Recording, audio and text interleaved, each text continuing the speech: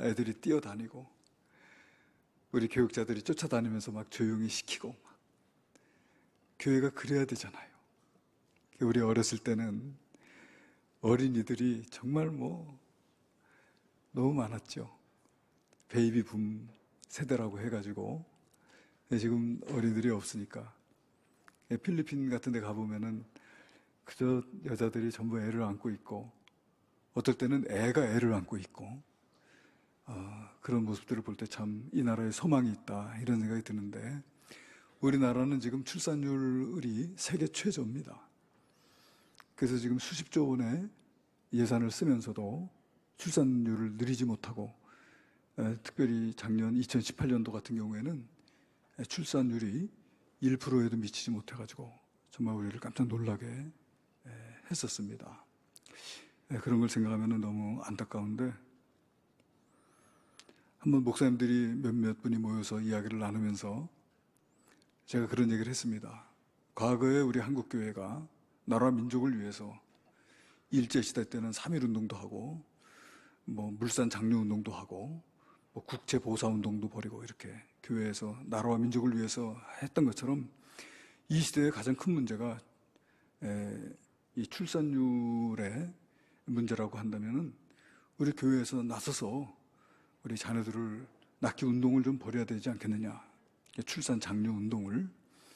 그래서 우리 목회자들부터 하나씩 더 낳고 우리 성도들도 가입 능력만 있으면은 하나씩 더 낳아서 그렇게 길러서 훗날에 우리 한국 교회에서 나라가 이렇게 어려울 때 정말 자녀를 낳아서 기르는 게 많이 어렵지만은 이렇게 자녀를 낳기 위해서 애를 썼다고 하는 것이, 여러분 우리 한국 교회의 역사에 기록이 될 수 있다면은 얼마나 좋겠습니까? 그래요, 안 그래요? 자, 아멘 하신 분들은 하나씩 더 낳기를 바랍니다. 저는 그래도 힘썼잖아요. 그런데 한 목사님이 그러는 거예요. 한 목사님이 딸이 시집을 가서 애를 낳는데 어른 셋이 달라붙어가지고 애 하나를 기르기가 힘들다는 거예요. 그러면서 자기 딸에게 둘째 나라는 말을 못하겠대. 그래서 그 말을 듣는데, 이게 우리 한국의 현실이다. 다 아이를 낳아야 될 거는 다 알아요. 그런데 현실적으로 어렵다는 거예요. 그래서 이런 문제가 좀 해결됐으면 좋겠다, 그런 생각을 합니다.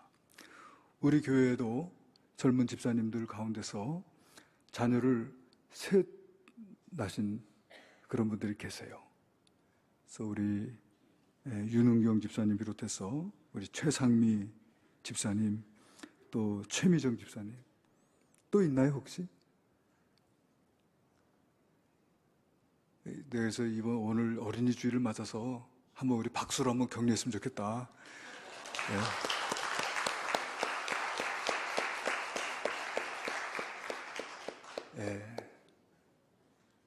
지금 이 예배는 없지만은, 그래서 오늘 우리 황지연 집사님이 우리 2부 예배 오르간 반주가 우리 김은영 선생님이 지금 손에 조금 이제 치료받느라고 한 2주 쉬어야 되는데 오늘 대신 이렇게 자리를 채워줬습니다. 우리 한번 박수 한번 격려하겠습니다.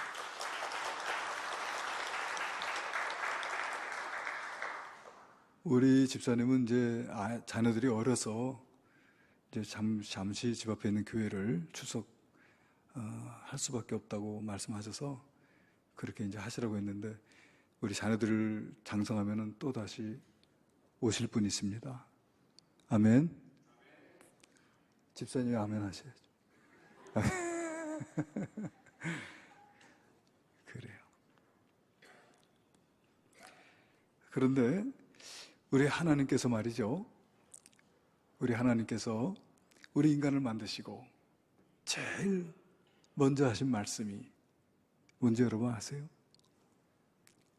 우리 하나님의 일성이 생육하고 번성하라는 것입니다. 창세기 1장 27절 보니까 하나님이 자기 형상 곧 하나님의 형상대로 사람을 창조하시되 남자와 여자를 창조하시고 하나님이 그들에게 복을 주시며 하나님이 그들에게 이르시되 생육하고 번성하여 땅에 충만하라. 할렐루야. 우리 인간을 지으신 하나님의 제1성,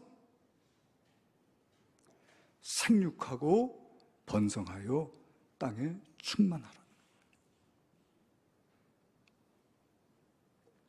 우리 일부 예배 때도 우리 청년이 한 분이 예배를 드려서 결혼해서 자녀를 많이 낳아라 그랬더니 고개를 이렇게. 요즘 젊은이들이 결혼 안 하려고 해요.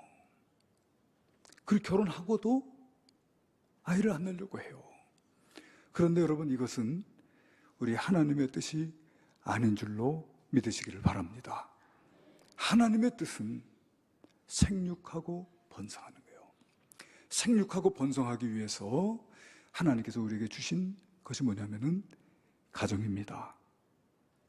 아멘. 하나님께서 아담을 지으시고 아담이 혼자 사는 것이 좋지 않았어요.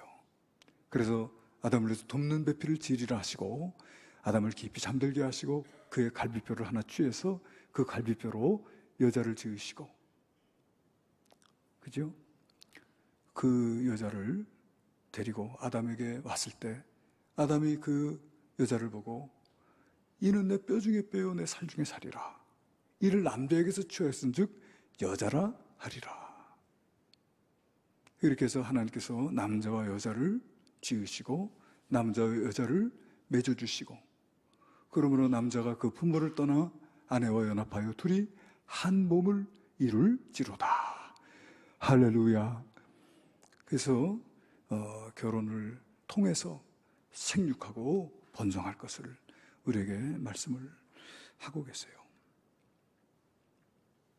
그래서 요즘에는 무슨 동성혼, 동성애 동성혼을 합법화하고 동성 간에 결혼하고 남성과 남성이 결혼하고 또 여성과 여성이 결혼해서 가정을 이루는 이런 것이 합법화된 그런 나라들이 많이 있습니다만은 그것은 하나님의 뜻이 아닌 줄로 믿으시기를 바랍니다. 하나님께서 남자와 여자를 만나 가정을 이루시고 그 가정을 통해서 생육하고 번성토록 하신 것이, 이것이 우리 성경의 가르침이고 우리 기독교적인 양보할 수 없는 가치관이다. 아멘. 세월이 흐르고 시대가 변해도 우리가 양보할 수 없는 가치관은 뭐냐면은 남녀가 결혼하여 또 자녀를 낳아서 하나님의 말씀으로 양육하는, 생육하고 번성하는 삶을 살아가야 된다는 것인 줄로 믿습니다. 아멘.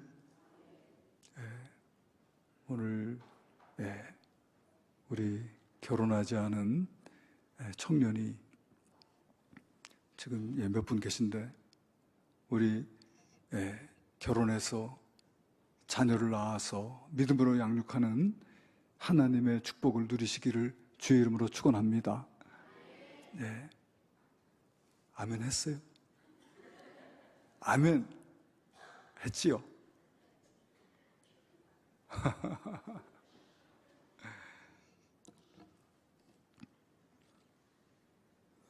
그리고 우리 하나님께서요, 그 가정을 통해서 태어난 자녀에게 하나님의 말씀을 가르치라는 거예요.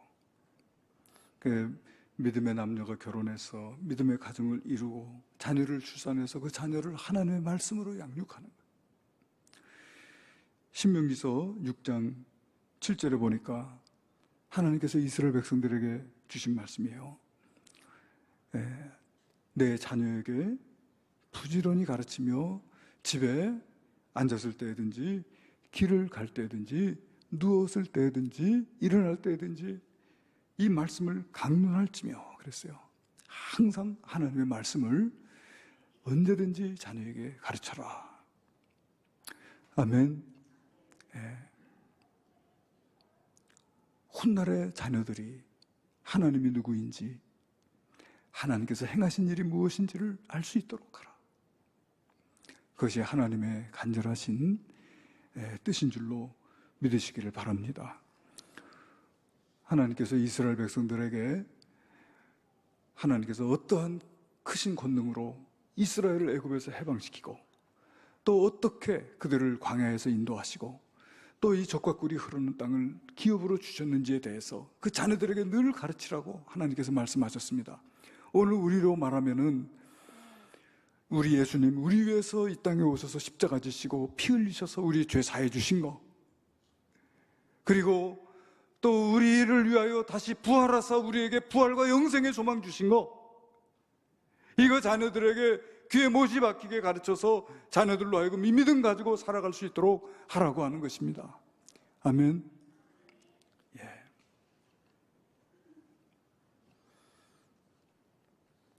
여러분, 오늘 우리가 봉독한 말씀, 또 아비들아 너희 자녀를 노엽게 하지 말고 오직 주의 교훈과 훈계로 양육하라고 말씀하고 계세요.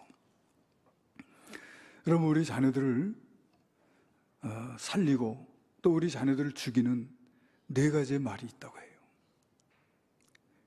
지난 연초에 우리 교회에 부흥회를 인도하셨던 정택이 목사님, 지금 한신대 명예교수이시고 또 치유 상담 대학원 대학교 총장이신 그 정택이 교수님은 치유 상담자, 한국의 제1의 치유 상담자라고 그렇게 인정을 받는 그런 분이십니다. 그분이 사람을 살리는 말, 사람을 죽이는 말, 그 4가지 언어가 있다고 그렇게 말씀을 하시는데요. 우리 자녀들에게 우리가 어떤 언어를 가지고 우리 자녀들을 양육해야 할 것인가 하는 참으로 귀한 교훈을 줘요. 그 말에는 4가지 말이 있다는 거예요. 첫 번째는 입술의 말, 2번째는 머리의 말, 3번째는 가슴의 말, 4번째는 혼의 말이 있다는 거예요. 여러분, 이 입술의 말과 머리의 말은 사람을 죽이는 말이다. 그 가슴의 말과 혼의 말은 사람을 살리는 말이다. 자녀를 노엽게 하지 말라. 우리가 자녀를 노엽게 하는 방법이 여러분 언어를 통해서 사실은 하는 거예요. 언어를 통해서. 물론 다른 방법도 있겠습니다만은 언어를 통해서 자녀를 노엽게 할 수가 있는 것이죠. 그래서 특별히 첫 번째 입의 말, 입의 언어, 입술의 언어, 이거 하지 마라. 다시 말하면 입술의 언어는 다른 말로 하면은 잔소리입니다. 한번 따라해보겠습니다. 잔소리. 잔소리로 사람을 크게 만들 수 있다면, 잔소리로 사람을 훌륭하게 양육할 수 있다면 우리 중에서 자녀 교육 실패할 사람 아무도 없어요. 그러나 잔소리는 절대로 우리 자녀를 훌륭하게 길러낼 수 없습니다. 무엇보다 중요한 것은 뭐냐면 잔소리는 그것을 듣는 사람을 작아지게 만든다. 그 잔소리를 많이 듣고 자란 사람은 절대로 성공할 수 없고, 잔소리를 많이 듣고 자란 사람은 절대로 제가 뭐라고 했어요 지금? 성공할 수 없다고 했죠? 잔소리를 듣고 자란 사람은 절대로 큰 일을 할 수 없어요. 그 잔소리는 들으면 들을수록 사람이 작아진다. 작아져요. 제발 좀 게임 좀 그만하고 가서 공부 좀 해라. 텔레비전 끄고 가서 공부 좀 해라. 이런 말이 잔소리죠. 그냥 입에서 나가는 말입니다. 아무 의미도 없고 아무런 가치도 없는 그런 말인 거예요. 입의 말.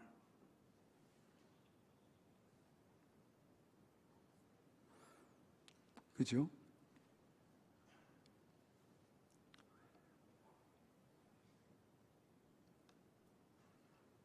여러분, 우리가 복음서에 보면은 어떤 어머니들이 자기 자녀를 데리고 예수님에게 옵니다. 예수님에게 자녀를 위해서 축복해주고 또 기도해달라고 그렇게 이제 아이들을 데리고 예수님께 온 거예요. 그런데 예수님의 제자들이 말이에요, 꾸짖습니다. 꾸짖죠. 근데 왜 꾸짖었을까요? 그 꾸짖는 제자들의 마음 속에 뭐가 있을까요? 이때 당시에는 이 어린아이들을 사람 취급을 안 한 거예요. 아직까지 미숙한 사람이다. 미숙한 인격이라고 생각을 한 거예요. 그러니까 어른을 귀찮게 하고 어른을 피곤하게 만들고 힘들게 하는 존재, 이렇게 생각하는 거예요. 지금 예수님 많은 사람들을 만나고 많은 일을 행하고 계시기 때문에 예수님 피곤한데 왜 예수님 와서 귀찮게 하냐 이거죠. 가라는 거예요. 가라. 그러나 우리 예수님께서 그 제자들을 책망하십니다. 책망하시고 이런 어린이들이 내게 오는 것을 막지 마라. 용납하고 내게 오는 걸 막지 마라. 그러면서 뭐라고 하시냐면 천국이 바로 이런 자들의 것이다. 이 아이들은 미숙하고 인격적으로 부족하고 아직까지 미성숙한 아이들이라고 생각하신 것이 아니고 천국의 주인들이라. 그렇게 하시고 예수님께서 그들에게 안수해 주시고 축복해 주시고 보내셨는데, 이렇게 우리가 자녀들을 대할 때도 아직까지 미숙하고 온전치 않은 인격이 아니라 정말 귀하게 그렇게 여겨서 자녀들을 양육하는 것이 우리에게 필요하다. 오늘 우리가 읽은 봉독한 말씀 보니까 자녀를 노엽게 하지 말라고 했는데, 자녀를 노엽게 한다는 말은요, 그 원어적인 의미를 보니까 그랬어요. 학대하거나 인격적으로 무시하는 등 비난과 책망을 통해 낙담하게 만드는 일을 지칭하는 말이라고 그렇게 주석에 되어 있습니다. 그러니까 아이들을 학대하거나 비난하거나 무시하거나 책망하거나 이렇게 해가지고, 그러니까 잔소리인 거예요, 사실은. 그렇게 해서 아이들의 마음을 낙담하게 만드는 거예요. 아이들의 마음을 낙심하게 만드는 거예요. 작아지게 만드는 거예요. 작아지게 만들어.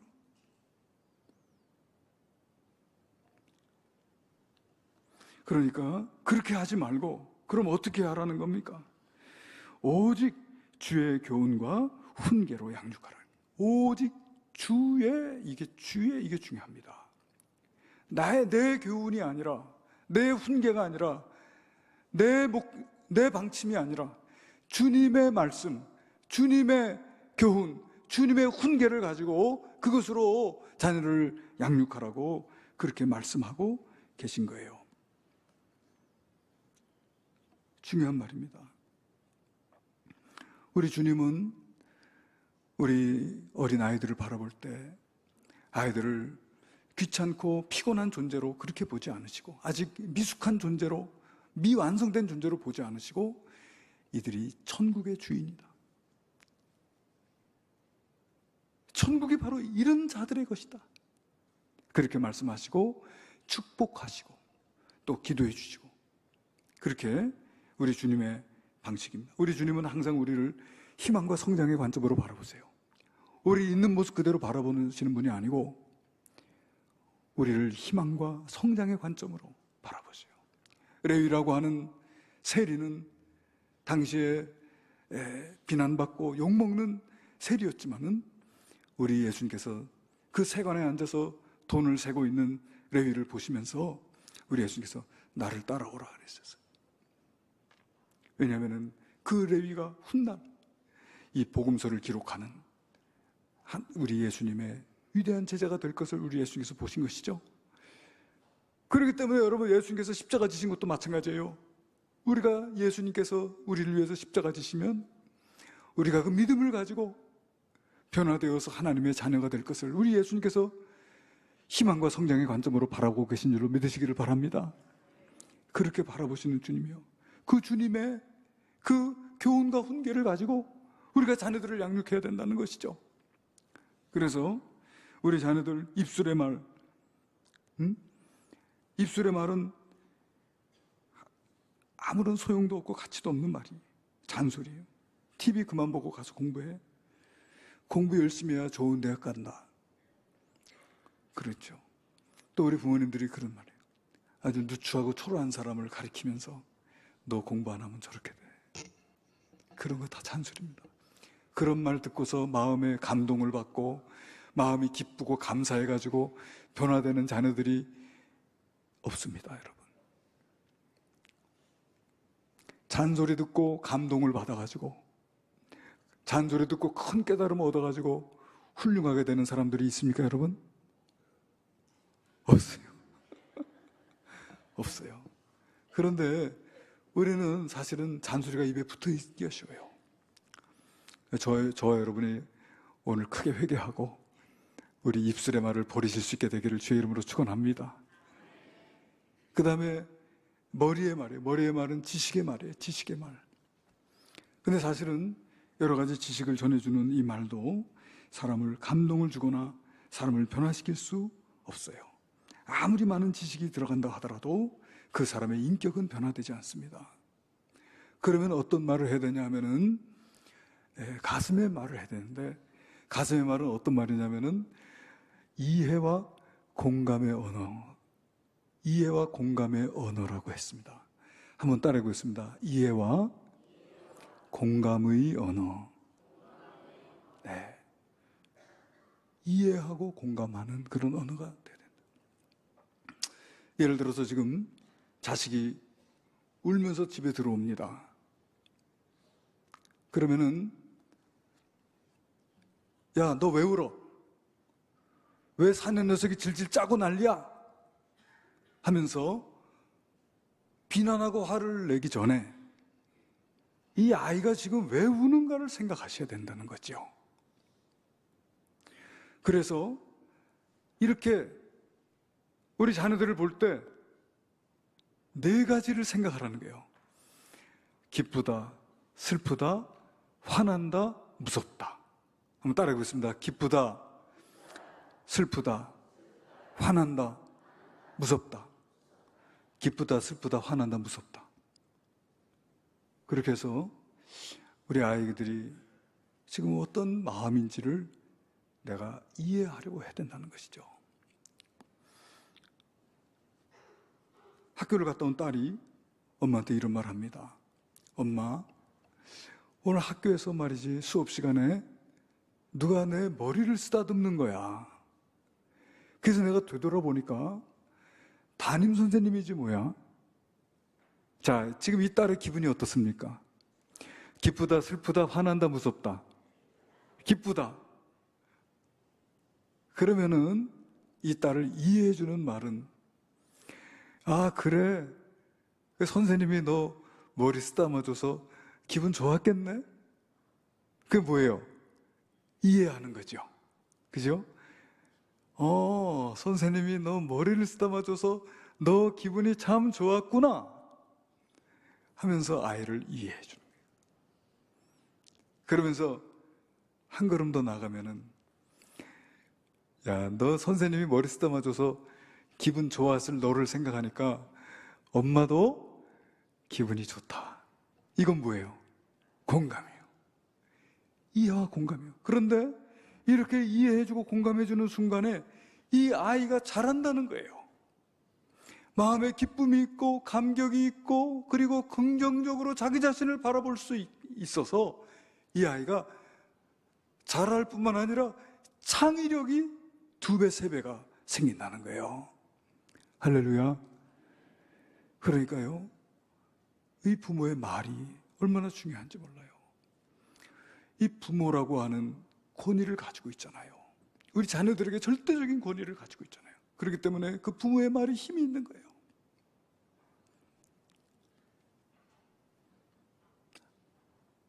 아, 그게 어쨌다고 가서 공부나 해. 그게 어쨌다고 가서 씻고 공부나 해. 그런 말을 들었다고 한번 생각해 보세요. 그 아이하고 응? 그래, 너 참 기분 좋았겠구나. 그 말 들으니까 엄마도 참 너무 기분이 좋구나 라고 하는 이 말을 들은 아이하고 책상에 가서 공부하면은 누가 잘하겠어요? 그러니까 이해와 공감의 말을 해줘라는 거예요. 그러면서 그 교수님이 또 하나 예를 드는데 뭐냐면, 형제가 있어서 서로 싸우고 뭐 때리고 맴마는 일들이 자주 있잖아요. 동생이 형한테 매를 맞았어. 그러면서 울면서 엄마한테 왔어요. 그러면 엄마가 보면은, 아이고 저녁에 또 싸웠구나. 왜 울어? 너 또 무슨 짓을 해서 형한테 맞았어? 응? 하면서 야단을 치고 다구치고 그렇게 하면은 안 된다는, 그것은 어디 말이라고요? 예? 입술의 말인 거예요. 그거는 울지 마, 뚝! 사는 녀석이 왜 질질짜 하면서, 이거는 입술의 말인 거예요. 그런데 보니까 지금 형한테 맞고 울고 있는데, 기쁘다, 슬프다, 화난다, 무섭다, 뭐예요? 예? 기쁘다, 슬프다, 화난다, 무섭다. 화난다. 그죠? 화난다. 화가 나는 거예요. 자기가 자꾸 힘이 없으니까 형한테 맞은 거예요. 응? 자기 생각엔 잘못한 것도 없는데 형이 나를 때린 거니까 화가 났어요. 그렇게 울고 있는 아이를 엄마가, 너 지금 형한테 맞아가지고 화가 단단히 났구나.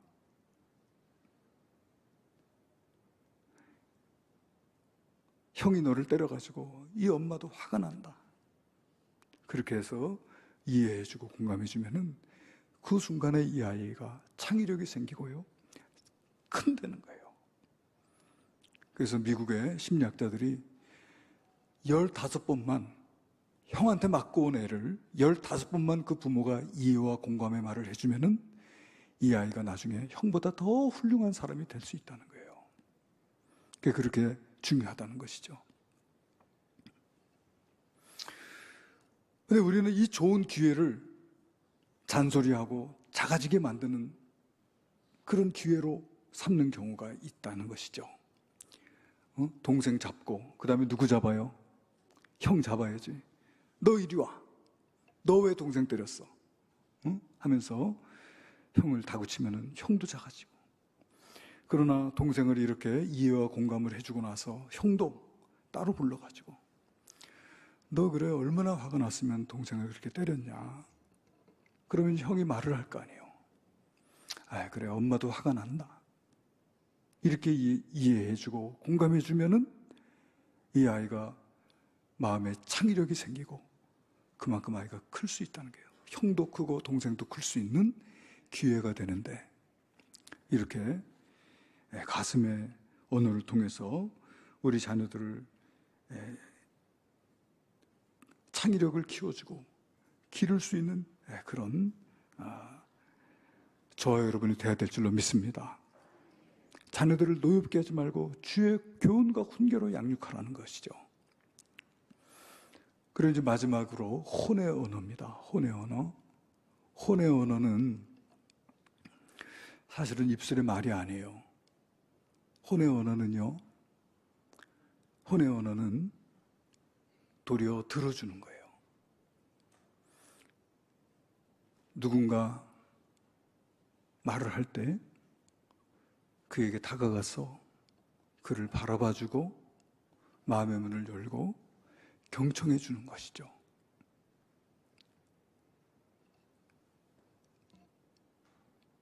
그리고 누군가 말을 할 때 그를 바라봐주고 다가가서 마음의 문을 열고 들어줘라. 그것이 혼의 언어다. 그렇게. 그런데 여러분, 그렇게 하는 것이요, 그에게 큰 영향을 줄 수 있다는 거예요.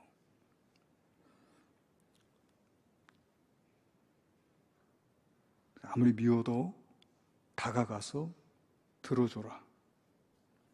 내가 말하려고 하지 말고 상대방의 얘기를 그냥 들어라. 그러면은 우리가 자녀들이 부모에게 말을 할 때 부모가 마음의 문을 열고 이렇게 들어주면은 자녀들이 말을 하는데, 부모가 무슨 말을 하면은 화가 나니까 자녀를 야단치고 다그치고 잔소리하고 이렇게 하면은 자녀들이 마음의 문이 닫혀가지고 부모하고 얘기 안 하려고 하지 않는 거예요. 자기 방에 들어가서 말하지 않아요. 그러나 자녀가 무슨 말을 할 때 부모가 그에게 다가가서 그를 바라보면서 마음의 문을 열고 그의 말을 들어주는 거예요. 그러면은 그 순간에 자녀들의 마음이 그렇게 창의력이 증대가 되고 또 마음이 치유가 되고. 여러분, 그러면서 마음속으로 기도하는 거예요. 뜨거운 사랑의 기도. 그 자녀를 위해서 뜨겁게 사랑의 기도를 할 때에 그 혼의 언어가 말이요, 우리 자녀들의 마음을 만지고 우리 자녀들의 마음을 치유하고 온전케 할 수 있다는 거예요. 그렇게 하라고 하나님께서 자녀들을 우리에게 맡겨주신 거예요. 그냥 우리 기분대로 감정대로 자녀들을 다그치고 잔소리하고 그렇게 하지 말고. 여러분, 우리의 인생은요, 알지 못하는 운전수가 운전하는 자동차와 같대요. 우리의 인생이 말이에요, 알 수 없는 운전자가 운전하는 자동차와 같다. 이 운전자가 어디로 우리의 인생을 끌고 갈지 우리가 알 수가 없는데, 그 운전자가 누구냐 하면요, 그 운전자가 누구냐 하면은 자기가 가지고 있는 자화상이랍니다. 자화상이 자기의 인생을 운전해가는 운전수라는 거예요. 그런데 여러분, 부모의 언어는 그 자녀에게 자화상을 준다. 잔소리는 자화상을 깨부수고 점점 작아지게 만들지만, 이런 가슴의 언어, 혼의 언어는 우리의 자녀들로 하여금 점점 자기 자신을 긍정적으로 바라볼 수 있게 함으로써 여러분, 자기의 인생을 운전해가는 그 운전자가 더 점점 훌륭해지고 창의력을 가지고 여러분 긍정적인 생각을 하는 그런 운전자로 바뀔 때 그 인생이 아름답게 바뀔 수 있다는 것이죠. 할렐루야. 그래서 우리의 말을, 이게 입술의 언어에서 가슴의 언어로, 또 지식의 언어에서 혼의 언어로 이렇게 바뀌어지는 것은요, 한순간에 우리가 결단한다고 되는 거 아니에요. 그렇게 해야 되겠다고 해서 되어지는 게 아니고, 이것은 끊임없는 훈련과 반복적인 노력이 필요하다는 것이죠. 성경에 보니까 우리 입술에 파수꾼을 세운다는 그런 말. 입술에, 여러분, 우리의 말에 실수가 없다면 온전한 사람이라고 하지 않습니까? 그래서 우리의 신앙의 전 과정이 우리의 언어, 우리의 말이 바뀌는 과정이다. 왜 자녀뿐이겠습니까? 자기 배우자, 또 우리가 만나는 모든 사람들에게 이렇게 우리가 가슴의 언어로 말을 주고받을 수 있다면 우리는 많은 사람의 상처를 치유하고 또 회복시켜주는 그런 귀한 하나님의 도구로서 쓰임받을 수 있게 되리라고 믿습니다. 그렇게 쓰임받는 저와 여러분 되시기를 주의 이름으로 축원합니다. 아멘. 기도하시겠습니다. 은혜로우신 주여, 아비들아, 너희 자녀를 노엽게 하지 말고 오직 주의 교훈과 훈계로 양육하라고 하신 이 말씀 통해서 우리의 언어를 돌아봅니다. 하나님, 우리가 결혼하여 믿음의 가정을 이루고 자녀를 출산하고 자녀를 하나님의 말씀으로 양육하여 이 땅에 생육하고 번성하여 땅에 충만하라고 하신 주님의 말씀대로 이 땅을 하나님의 나라로 세워가는 저희들이 될 수 있도록 은혜를 내려 주시옵소서. 귀하신 예수님의 이름으로 기도하옵나이다. 아멘.